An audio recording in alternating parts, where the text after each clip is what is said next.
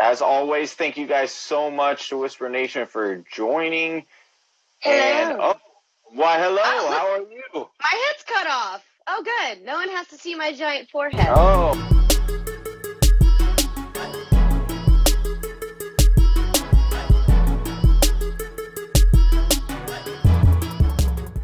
I don't know, but I do have a giant. That's why I normally wear my hair up all the time. But when I wear it up, and for some reason on camera, my forehead looks like the state of Montana. It's gigantic. Yeah, so I usually have to wear my hair down a little bit. Like you keep saying you keep telling Travis and Whisper Nation you like to wear your hair up. Yet I have not seen it one time. So I know. I'm a little doubting that. One of these days, I just don't want to scare the audience with like the shiny surface area of my ginormous forehead. Hey, which is funny because I have a really small head. Like if you compare my dome to other people, it's actually quite minuscule. But my forehead just makes up for all that surface area. It's like, hey, I got you. Don't worry about it. So my mom made me had bangs until I was like 14. Because it's like, no, cover that up, girl. Cover that up. Mm-mm.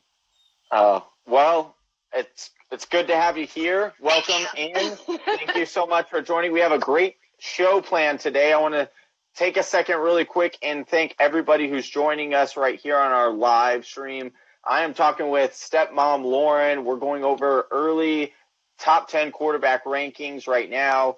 And stepmom Lauren's going to break those down, and I'm just going to kind of feed off of her energy and go with it. All right? She has been all over the place. And so to get her tied down for 30 minutes on the Fantasy Whispers, we are so grateful. So you're too sweet. I am always available to hang out with you guys. You know I love you. This is my baby. I love being here, and I love the Whisper Nation. So thank you again for having me back. I am honored to be here. Well, we appreciate you. Please let people know now where they can find you. You can find me everywhere. So social media platforms, literally, Twitter.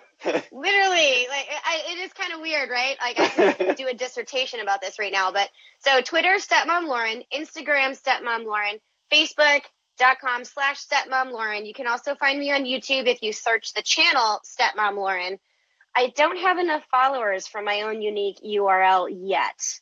But I'm also a little new to YouTube, so maybe I'm just doing something wrong. I don't know. I'll figure it out. Whatever. Just go like it. Go subscribe, like and subscribe. You can make fun of me if you want. I don't care. I am not a delicate lotus blossom, so if you have things you want to say, bring it on. I'm good. Maybe. She is great on the responses and quick-witted as well. So Thank you. And then, as always, please like and subscribe to the Fantasy Whispers. You can find us on all social media platforms, as well as big announcement. We are finally on Spotify. So you can now get us on Spotify. Yes, I was just as equally as excited. So please go download and subscribe to the podcast. All right. So exciting. Congratulations. Thank you. Yes, we were really excited. All right, so let's jump in. Now, we'll ease on in. All right, these first couple ones are pretty obvious, but we still like to go over them anyway for the newbies that are joining for us. So we'll start. Well, do you want to go with number 10? Do you want to do a countdown, or do you want to start off with the top? I think we all kind of know the top as opposed to the bottom. So when it comes to quarterback rankings, I kind of like to go starting from the top, but you are our guest, so I will go with whatever you would like to go with. You know what? I really like your style, Johnny. I really like your style. Why don't we go from the bottom to the top? Because literally who ends up at number 6 is going to be a little mind-blowing, because that's what it was for me. So we can hop right into that. And before we do that, though, I do want to mention, so this is an article that I wrote for the Fantasy Footballers. It should be coming out within the next day or so, and it's based off of their most recent podcast that just dropped on Tuesday. If you have not had a chance to do so, please follow the Fantasy Footballers. They have a special UDK. It's called the Ultimate Draft Kit. That's out right now. It is absolutely amazing. I've used it for the past 3 years, and it is unbelievable. Really go and do it. And these are their rankings that they put into the podcast. And some of them were a little surprising for me, where certain people fell and then where certain people actually ended up in the rankings. But this is not all my research. I have a sprinkling of information here and there, but this is all theirs. So this is kind of a recap of their genius that they put into this.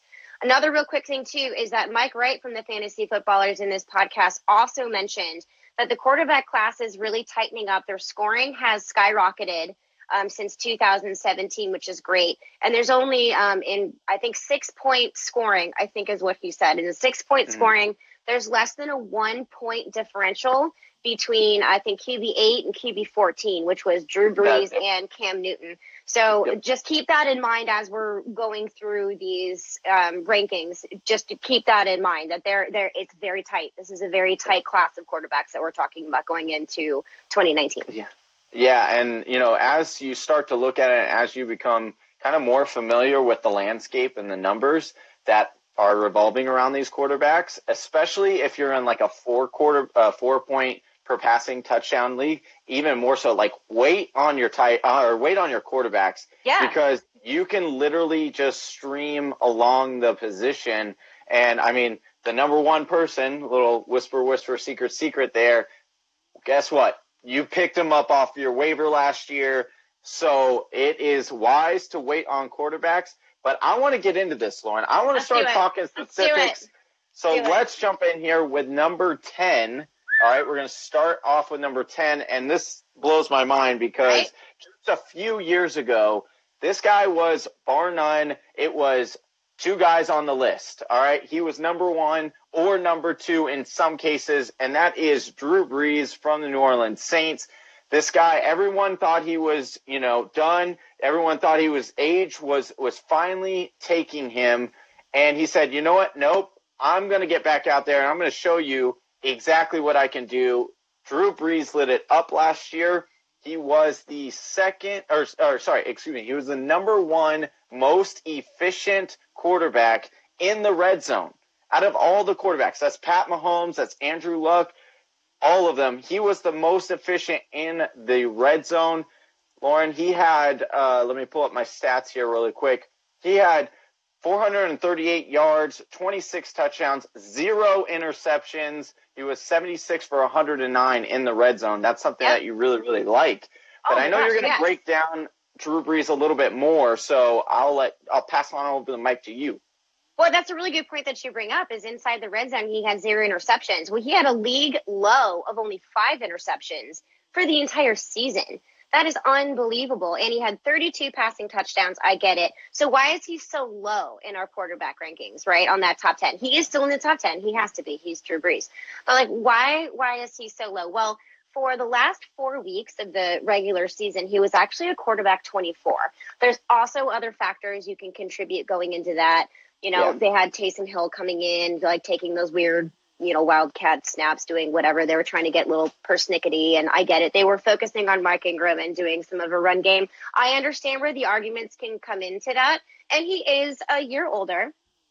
But this is what's really interesting. So he had a career-high pass completion percentage at 74.4, but he had the fewest passes at 600 pass completions. 364 since 2009. And he also had the fewest passing yards at 3,992 since 2005. Okay, it's not the Drew Brees of old that we're used to. Right. But even so, he is Drew Brees and he does what he does. So even if he's getting a year older, even if they want to focus a little bit maybe more in the run game, I don't know if they want to do that this year because Ingram's gone and it's going to be pass catch happy Kamara, who I love. So that's why he's up there. Yeah, well, speaking of the Kamara, right? So Mark Ingram suspended the very first 4 weeks of the season. You look at Drew Brees' week by week. He placed second week 1, 14th on week 2, number 1 on week 3, and 26th on or I don't know if that's right. So I got to fact check that.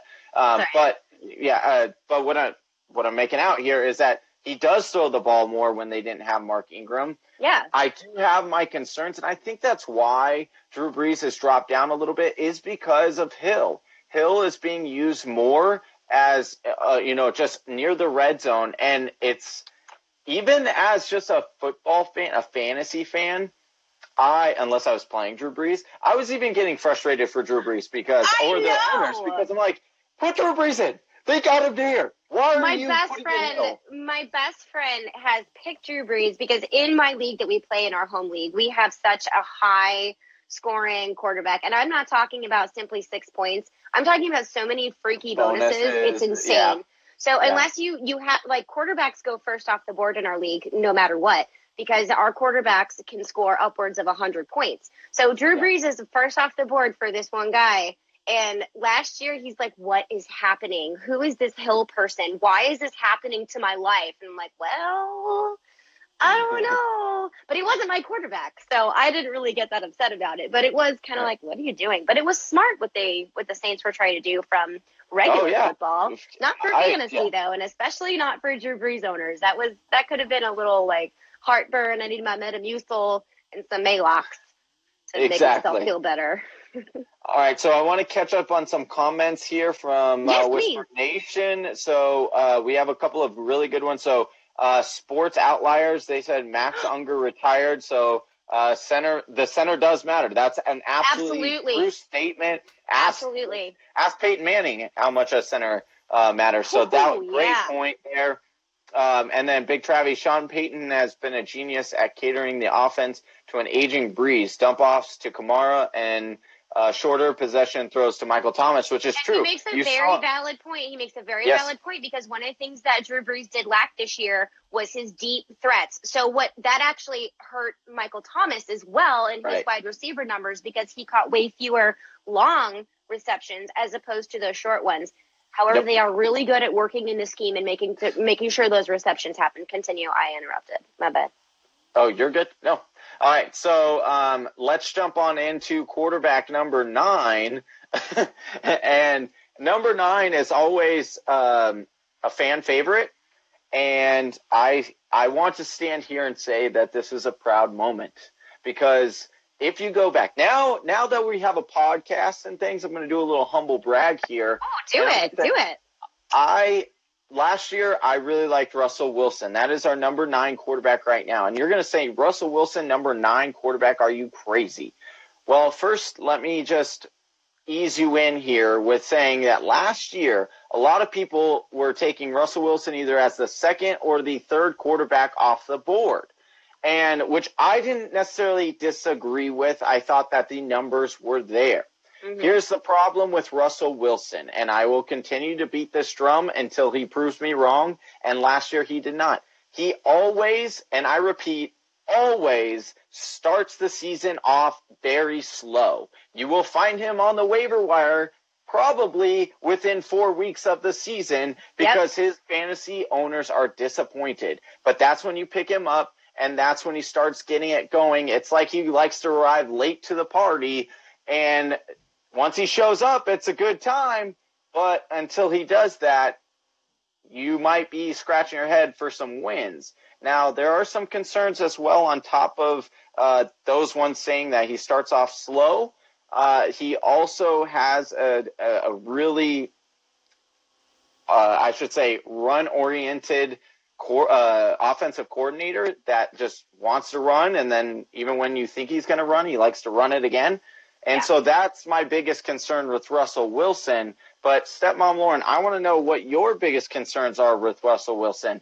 Are you willing to wait till the end of drafts and maybe take a Russell Wilson with another pairing of like Jared Goff or something like that in order to get you by those first 4 weeks? Or are you just saying, you know what, I'm not even touching Russell Wilson this year? I love Russell Wilson, and there's nothing more that I love about Russell Wilson than the fact that he still is in the top 10 as number 9, even though he did not run the football like we are used to seeing him doing, but yet he still had the production that you needed. I had Russell Wilson in a couple leagues as my quarterback, and there were some weeks I knew that drafting him that he's a slow starter in the beginning of the league. You know that. So then you have to have a draft strategy set in place where you can get a late round quarterback that's going to have some value in those first 4 weeks, or you stream the position until he catches on fire. He's like the October baby. That's what he does. He kind of lights up when that happens.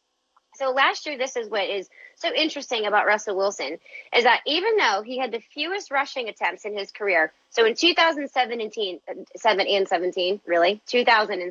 pardon me, he had 95 attempts for 586 yards and 3 touchdowns. Last year, he only had 67 attempts for 376 yards and no touchdowns. That's not the Russell Wilson we're used to seeing. So even though this offense was so run heavy, they did it without Russell Wilson, which was really weird because he's a really good running quarterback.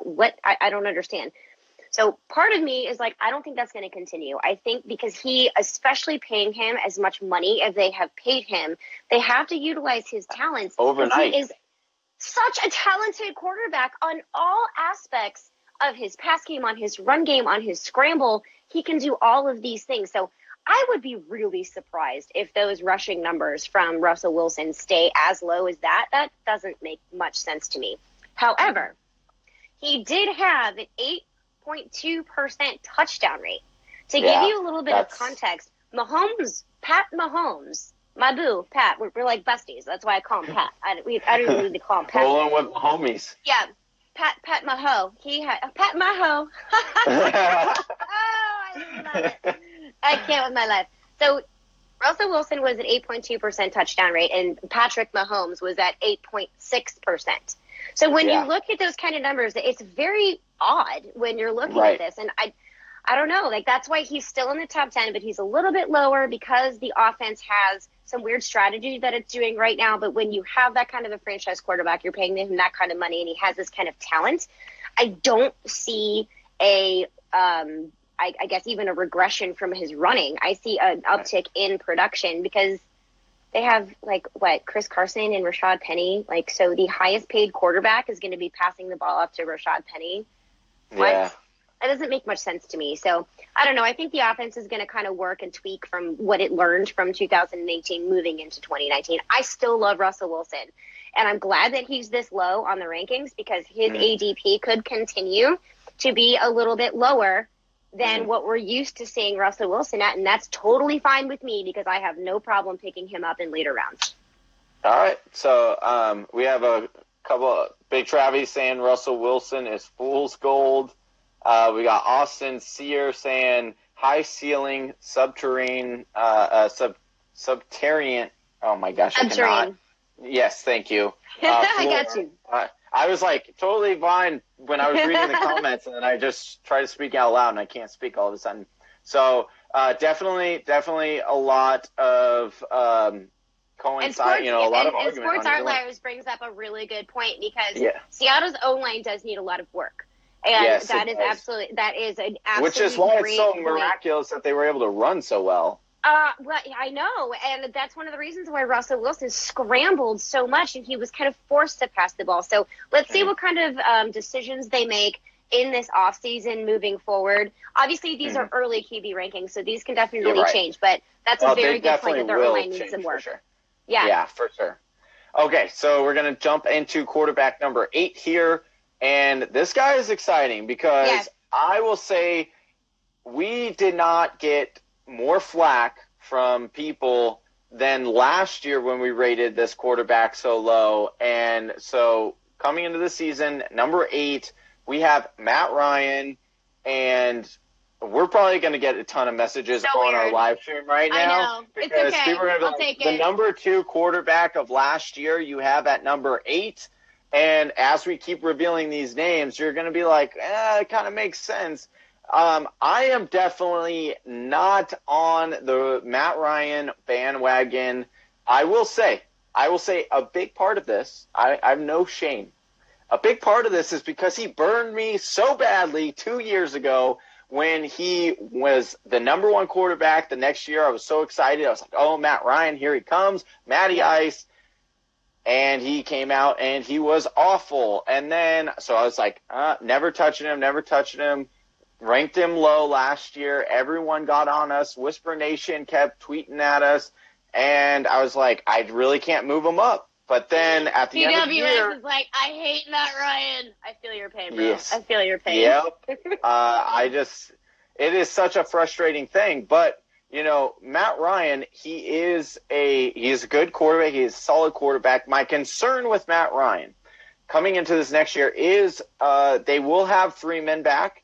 And they didn't really have a very good running game last year. They had Tevin Coleman, but he was like hit or miss. He was up and down. They had Ito Smith, who, let's face it, he was nothing spectacular like they thought he was going to be. He kind of disappointed. So he had to throw a little bit more. Don't get me wrong. His wide receiver weapons are fabulous. I love them. Julio Jones, he finally got into the end zone.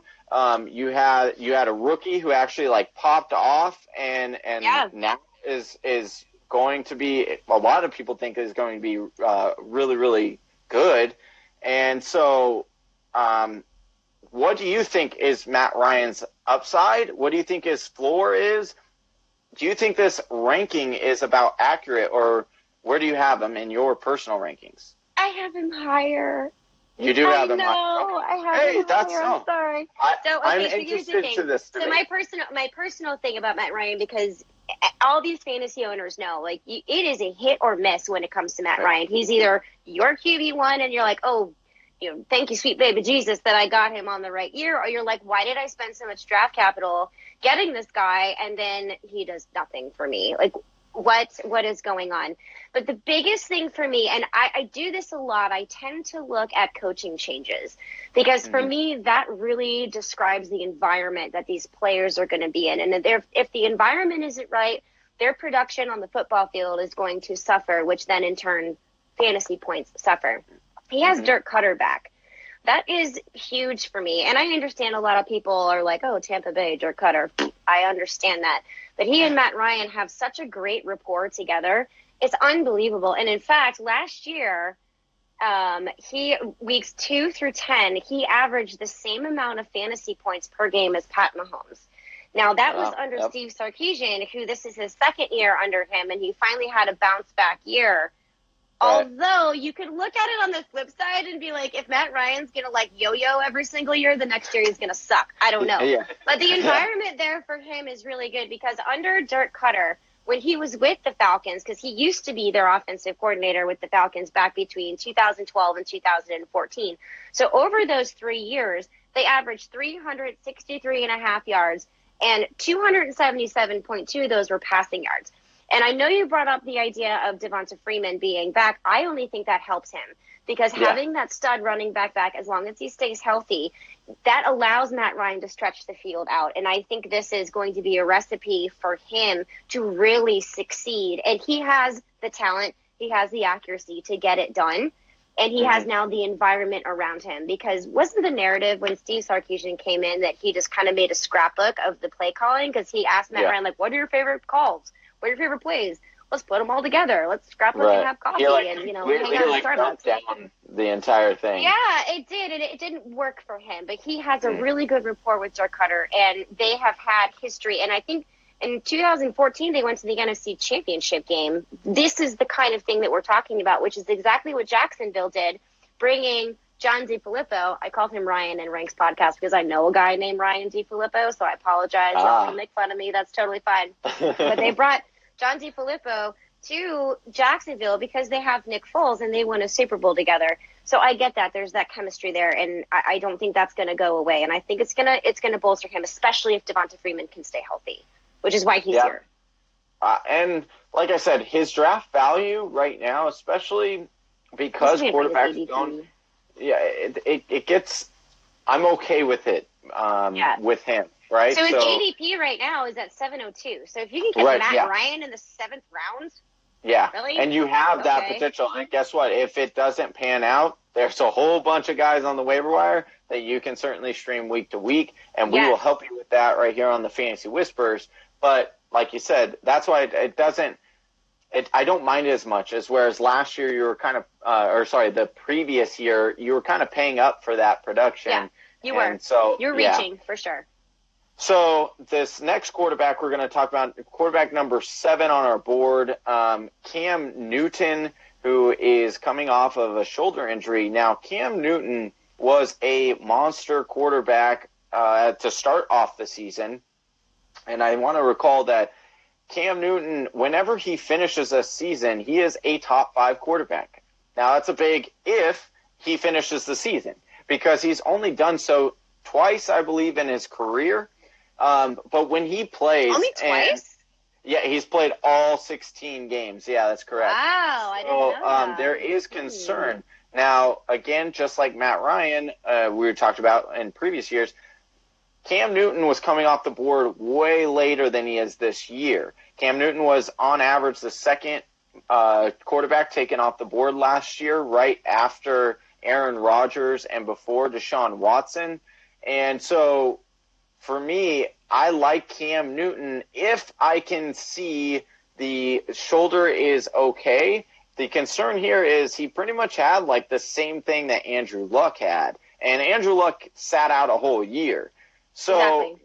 you also see the regression in his running. So that's another concern, as well as CMC has really supplanted and been like, no, I'm taking all those carries and everything like that. So for me, I do have my concerns about Cam Newton this year. And if I'm drafting, I'm sorry, my dog is being rude. I was going to say, is right it your dog or mine? I was like looking, I'm no. like, Chewy, Jack, what are you doing? Normally he's really good, but he What's is his name? his name is Charlie. I have 2 like dogs. he can hear me. What's up, Yeah. Charlie? He can. He's a whisperer too. I know. I'm just kidding. I'm a dog whisperer too, so it's all good. I'm kidding. I'm making stuff up now. Okay. Okay. So Cam Newton is probably the most concerning quarterback I have right now in this, bottom 5 ranking, specifically for that injury. But you want to break down the numbers a little bit more and tell us, yeah. Sure. So I'm the thing gonna go is get my like dog. I I will totally. be Oh yeah, right back. go for it. I'll talk. I can hear you though. Yes, I can still hear Go you. get Charlie. Go get Charlie. So the thing. Okay. Hi, Whisper Nation. I feel so suddenly alone, but yet I'm happy. Anyway, so the thing with Cam Newton that is kind of surprising is like, yeah, his rush yards went down, and yeah, he has this injury. But what I want you to understand about these rankings is that these rankings are based off of assuming these guys are going to be healthy going into 2019. So keep that in mind when you're looking at these rankings. And yeah, he was injured. He has the shoulder. Was it shoulder, right? That's his shoulder issue. Shoulder. Okay. There's so many freaking injuries around the NFL. I lose track, and I'm like, I can't remember.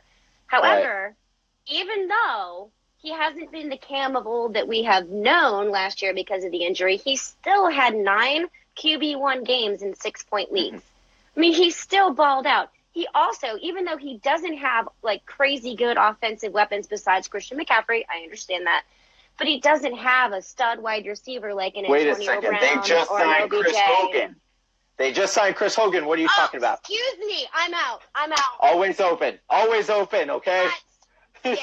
You know who else they signed? Rashad Ross from the AAF. What's going on? If he can get up one play and not act hurt, I will be ecstatic.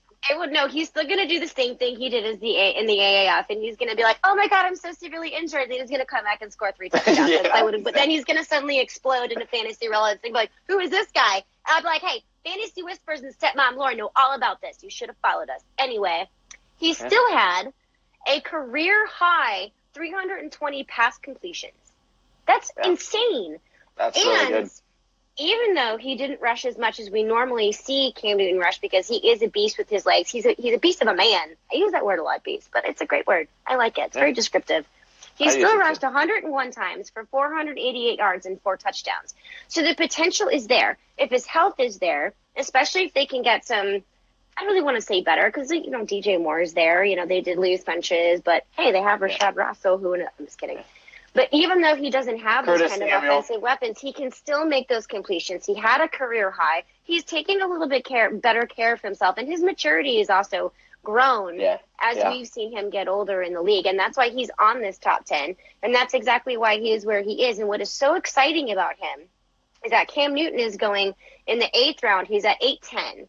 So he's going pretty late in the Yeah. 8th round, and you can get a potential top 10 quarterback in the 8th round and not have to waste a 1 or 2 round pick for something like that. Again, because depending on your league, those quarterback positions can be a streamable option, but you can have someone like Cam Newton on your team ready and waiting.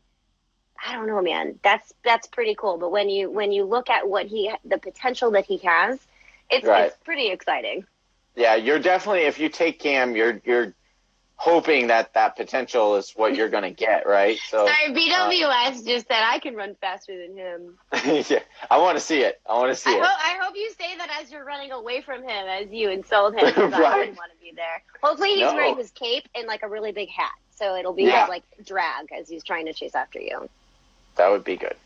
Okay, so the next quarterback that we are going to talk about is also coming off injury, but I really like this quarterback. As Big Travie will tell you, I have a man crush on Mr. Carson Wentz from the Philadelphia Eagles. I know that you don't agree with this one, and I can say that up at 6 in this type of year, I would say I probably wouldn't put him here. However, as we get closer and closer to the season and we see more and more of his back being rehabilitated and him putting in the time and the work, Carson Wentz is so fun to watch. Carson Wentz is behind a very, very good offensive line. You have a running game in Jordan Howard. That's it's there. I do have a soft spot for Jordan Howard this next season. I think that he could. Doesn't. We all love Jordan Howard. Come on. Yeah. And so you talk about that. Now they went out and got Deshaun Jackson. They have Zach Ertz still, and they still have Alshon Jeffrey. So this offense. Oh, and Goddard. So they still have him as well. Yes. So this offense has, in a lot of the sense of the word, has gotten a lot better. Yeah. And even if you look at what he did last season, when he played, he was a good quarterback for fantasy and in real life. So for me, I think that I'm banking and I'm hoping between you and I, if my league mates are on here right now, they're gonna know. I plan on targeting Carson Wentz because I know he's going to drop because people are going to be concerned about the injury. But guess what? There's no Nick Foles. They're going to be a little bit less hesitant or more hesitant to pull him out because they don't have a very good backup quarterback. And so I think that the pressure of Nick Foles leaving is going to actually help Carson Wentz because he doesn't have to worry about looking over his shoulder or Philadelphia fans saying, oh, boo, we should have put in Nick Foles. And I think he is going to ball out, maybe not as much as he did a few years ago, but I think that he will, by the time we're talking about this next year, Carson Wentz will be a top 6 quarterback at the end of the year. That's what my bold prediction. You know what? I don't think that's that necessarily bold. So when I first listened to the podcast and I need to write an article about it, and I heard that Carson Wentz was at number 6, I'm like, what? It took me totally by surprise. But then as I looked into the numbers, I was like, wow, that makes a lot of sense. Right. Makes a lot of sense because he finished last year as QB 23. What on earth makes him okay to be put into not only the top 10, but at number 6? Right, that's on the cusp of top 5. Ahead of someone like Cam Newton, ahead of Russell Wilson, ahead of Drew Brees. Super spicy. Let me get my cayenne pepper and dump it into your eyeballs is kind of what this did to me. But then as I'm looking at the numbers, I did this. I'm glad you look like you have no residual effect from that. So no, I don't. I am immune to spice. There you go. Totally kidding. I'm very sensitive to it. I'm a delicate lotus blossom, and I can't handle spice. I'm kidding. I love spice. But okay, so the problem with Carson Wentz last year was not his arm. It wasn't his talent. It was his rushing, because that is what we have known him in 2017, according to Fantasy Pros, when he ended up as the QB4, was because he used his legs. So in 2017, he rushed 64 times. Last year, it was 34. That's nearly half is less than what he did because he was injured, because he had that bad knee injury. They wanted to protect him, and then he goes and hurts his back. So obviously there's a big question mark around him with his stability and his long-term health throughout the entire season. So he's not going to be one of those quarterbacks that you just want to have one quarterback on your entire team. Just to be on the safe side. You can get good quarterback way late to back him up, and you can plug Carson Wentz in when you need to, if you need to stream him, if you're going to do matchup based, and then you can stream other quarterbacks at the position. But when he has his legs going, he can be a crazy threat. And you just brought it up. There's a run game now, and they have Deshaun Jackson back. They have a lot more weapons, and he has more experience. He's more of a veteran presence within this offense, and he doesn't have that Nick Foles looking over his shoulder where it's kind of like, okay, well, whatever. Now he has to really come out and prove himself, not just to the team, but to Philadelphia. And I don't know if you've ever been to a Philadelphia Eagles game. They have a jail in their stadium, according to Michael Strahan. I don't know. I wouldn't want that kind of pressure, but that's what he does. He also did have a career high pass completion percentage at almost 70. It was 69.9. So it's not about his talent. It's about his balance as a quarterback, running and passing the football. And he has both of those. We just need to keep him healthy. And if he stays healthy, he is a incredibly dynamic threat that can really help your team. And you don't have to take him super early and waste that high draft capital. Yep, I did a mock draft the other day, and he fell like all the way to the 11th round, and I was like, the one where you started really late in the rounds, because I told you that's where I wanted to draft from. It's like in a 12-team league, give me 10 to 12, and in an 18 team, give me 8 to 10, because oh my goodness. Yeah, no, it was mind blowing, because I completely. When I asked you that, I was really it was like that like I just wanted the confirmation bias of like, yes, of course you take either Zeke or Saquon. That's what I was expecting. But you're like, oh no, back end. So I'm like, okay, interesting. So I mock drafted it, and I absolutely loved it. I was like, and I messaged you, I messaged Travis. I was like, yes, the back end is where it's at, and I think that's where I'm going to go. I mean, barring, I actually might trade my pick this year in my leagues because we do some of my leagues we have already set.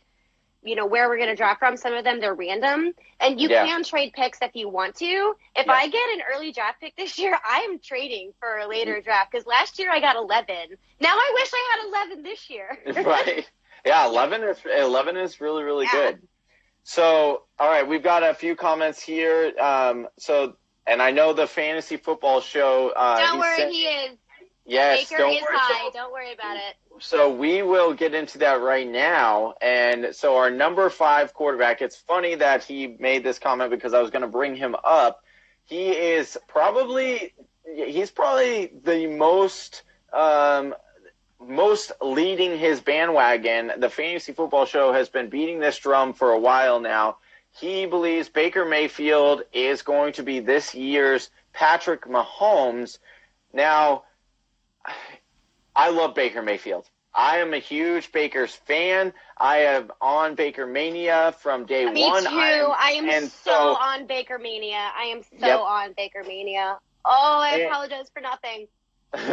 And so for me, I like Baker. I like what they did in the offseason in Cleveland. They brought in Kareem Hunt. I don't like the guy, but they brought him in, fantasy or football player. You got to respect his talent.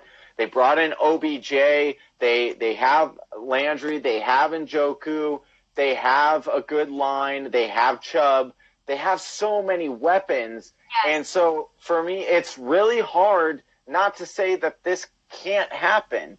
But the concern that I have when it comes to Baker Mayfield is not his talent. It's not that offense. It's not anything like that. It's how much do people hype up the Baker Mania to where it becomes to a point where you can't really draft him because he would then have to be at that level and produce at that level in order to return your value, and that's what I'm afraid of. And so I unfortunately don't think I'll have very many shares of Baker Mayfield this year, not because I don't want to. I don't think he's going to be good. I think he's going to be great. I think he's going to be awesome.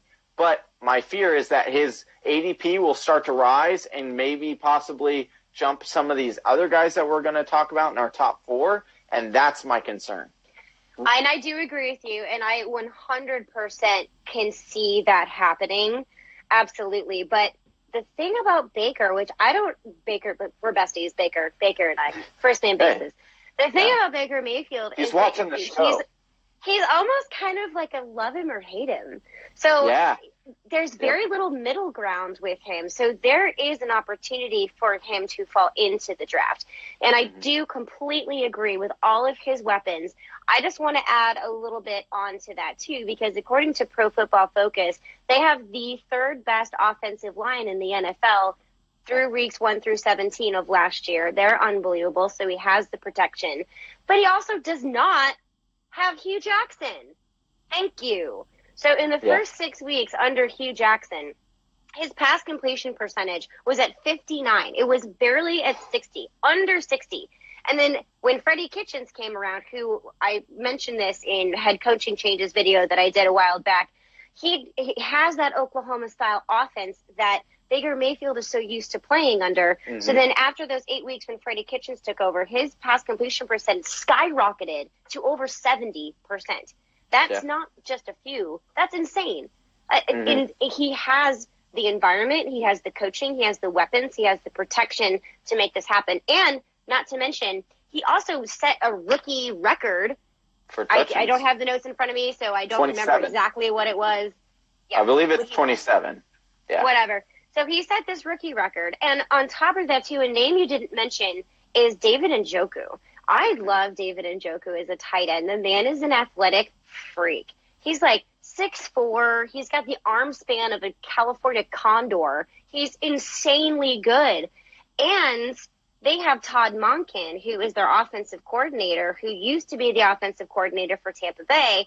And over the last 2 years in Tampa Bay, they were second and third in the league in pass attempts. And I don't know if you guys had any O.J. Howard shares or Cameron Brate shares, but they did pretty well for you in fantasy. And I really think that's going to help David Njoku too. But having all of those options where he can go, the potential for Baker Mayfield is just through the roof, and he has the talent to get it done. We'll see what happens in his sophomore year. But I do have Baker mania.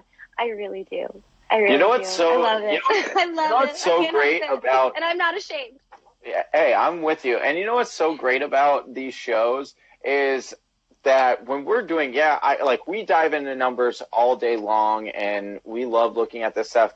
But you still, even after doing all that, there are things that you miss. And that little nugget that you just gave about the O.J. Howard, and that was so crucial. That is great. That is a great piece of information because you're so right. O.J. Howard was he was a rock star. If you did not get those top tight ends, O.J. Howard was the next in that next tier. So was Cameron Brate, and Cameron Brate had shares in it too. He definitely got fed also. Yes, I love fantasy football so much. Yes, so that is I like that. One thing I do want to say as well before we move on to quarterback number 4. So Baker Mayfield might be a little bit more hyped in our head than it actually is, right? So I agree with all the touchdowns. He was great, all that. But if you take a look at, and give me a second. So from weeks 10 to week 16. So week 6, now they had a bye in week 11. So Atlanta, he finished as QB5. Against Cincinnati, QB5. Houston, QB 18. Carolina, QB 20.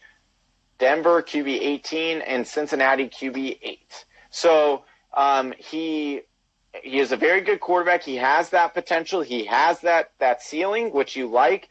And his floor is a little bit lower than some of these other guys, which is why I think his ranking right about 5 is nice, and which is why I don't necessarily think I would pay up if he moves up in ADP because of that. I totally understand that.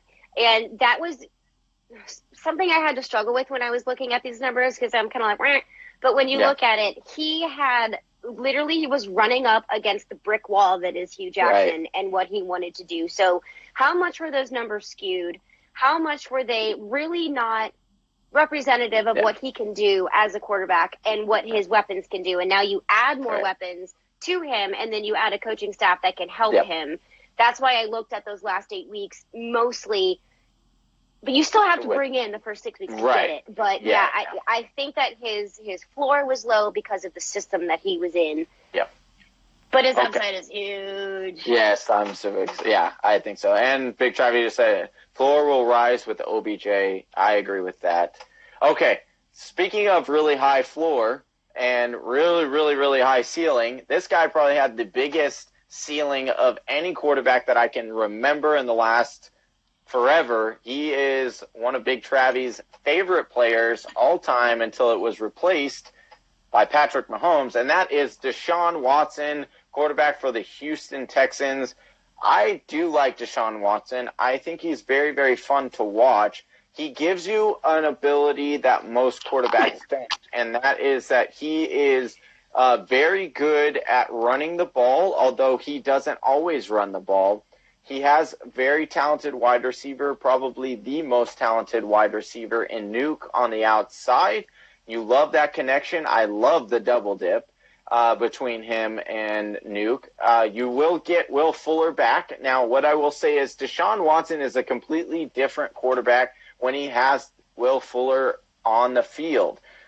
You take a look at, well, last year was really, really spotty because Will Fuller was in and out of the lineup, but you could definitely see him struggle when Will Fuller wasn't in the game, almost to a point that as a fan, I had Nuke on my team, and I almost was like, oh, I almost would rather have Will Fuller because he gives him more attention when he's on the field, unfortunately.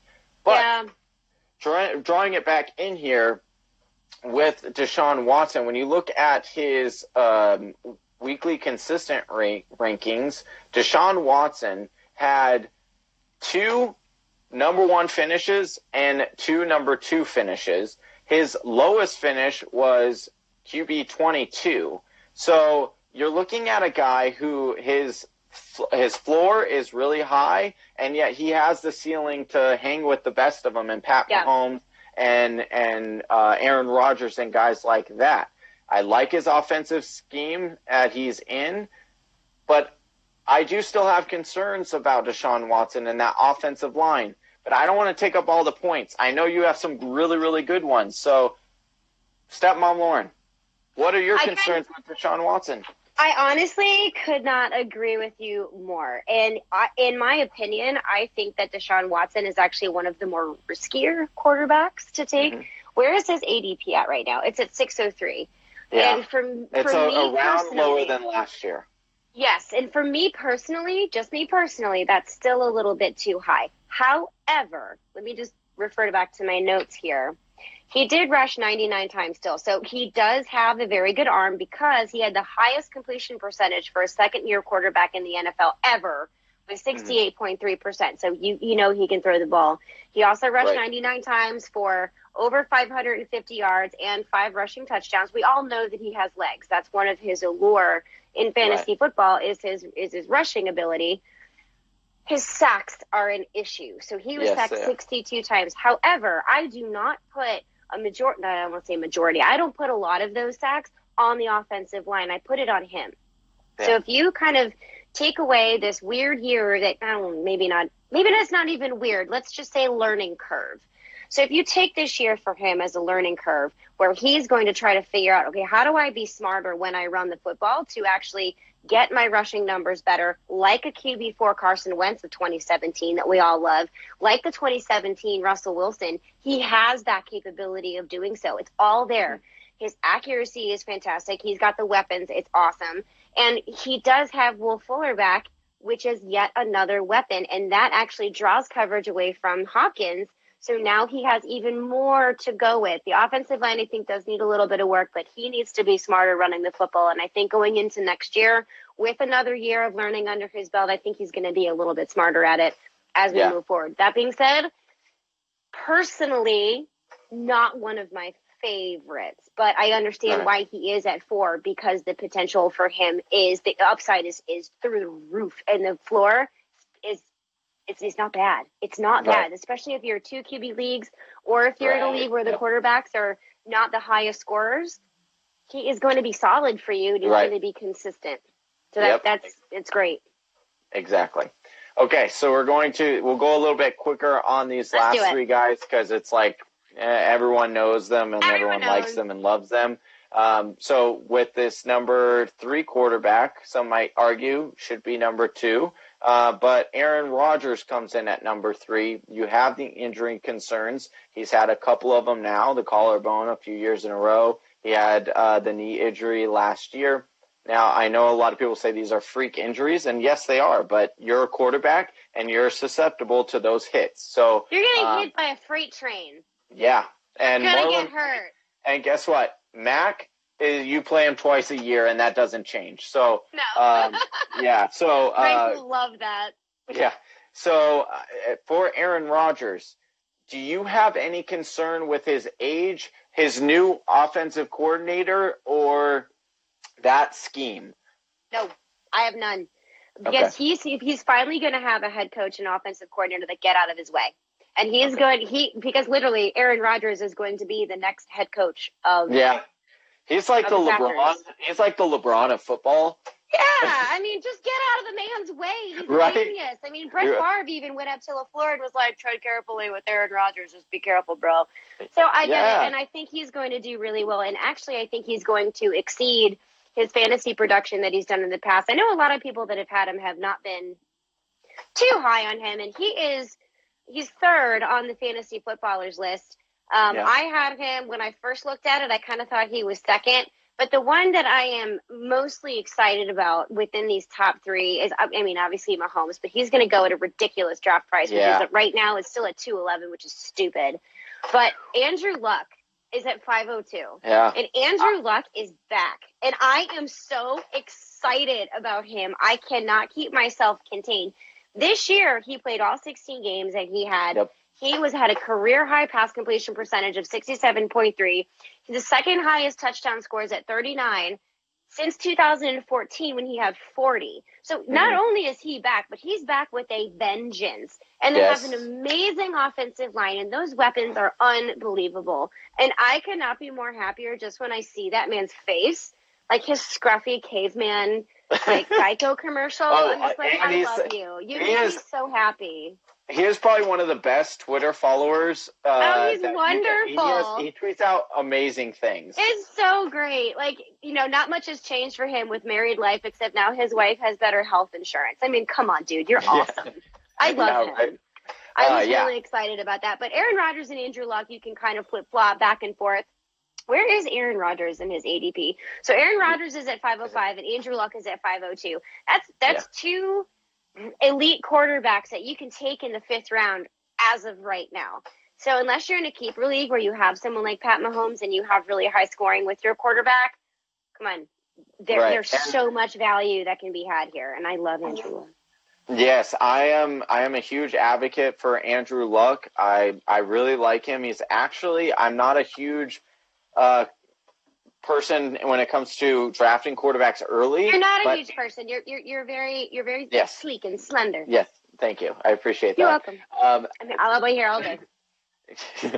I will say that Andrew Luck actually kind of makes me think about being a guy that I would change my strategy to get, and I'll tell you why. I agree. Because Andrew Luck has never finish outside of the top 5 at quarterback position when he is playing. If he gets injured, that's a different story. But when he is playing, he is on top of his game. And he's only going to continue to get better the further along out of that surgery he gets. And the other exciting thing is the draft. It happens next week, and they are in need of another wide receiver. Can you say, please, oh please, DK Metcalf, go to the Colts?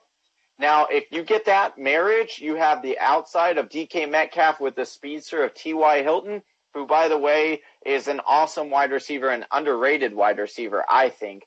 Absolutely. Look out. You have Ebron. You've got Jack Doyle coming back. Marlon Mack. Yeah. I love it. I love it. And Andrew Luck would be the one guy that I would change my draft style for, because I think he's that good, and I think that he can repeat the success that he had last year. and do it again this year. I agree. I completely agree because he's going to be steamrolling into this year, and nothing makes me happier to see him stay healthy all last season, and not just stay healthy, crush it.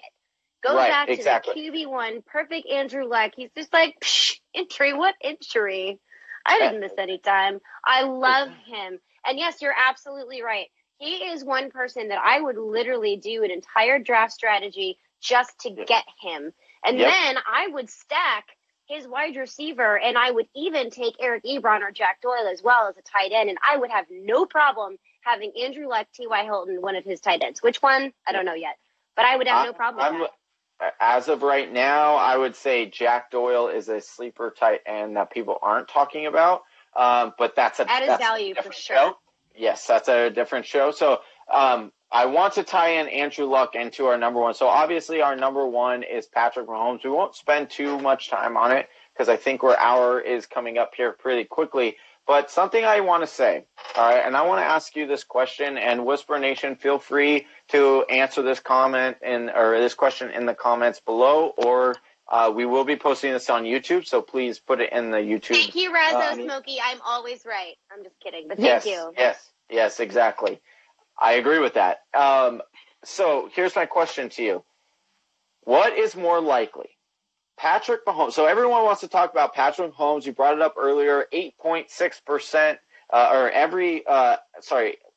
touchdown rate, 8.6% touchdown rate. Thank you. So everyone's saying that's got to come down, okay? So the crazy thing is, even if you took 80% of what Patrick Mahomes did last year, he would still end up as the QB1, and he would still outproduce the QB2 by like 30 points, okay? So we just got done talking about Andrew Luck, and how Andrew Luck's a beast. What do you think is more plausible? Andrew Luck had 39 touchdowns last year, I believe, or was it 40? 39 touchdowns. 39 touchdowns. Do you think it's more plausible Andrew Luck gets to 39 or surpasses 39 touchdowns, or do you think that Patrick Mahomes has the ability to throw 45 or more touchdowns next year? Can I say both? Because I think they're both plausible. That's cheating. How is that cheating?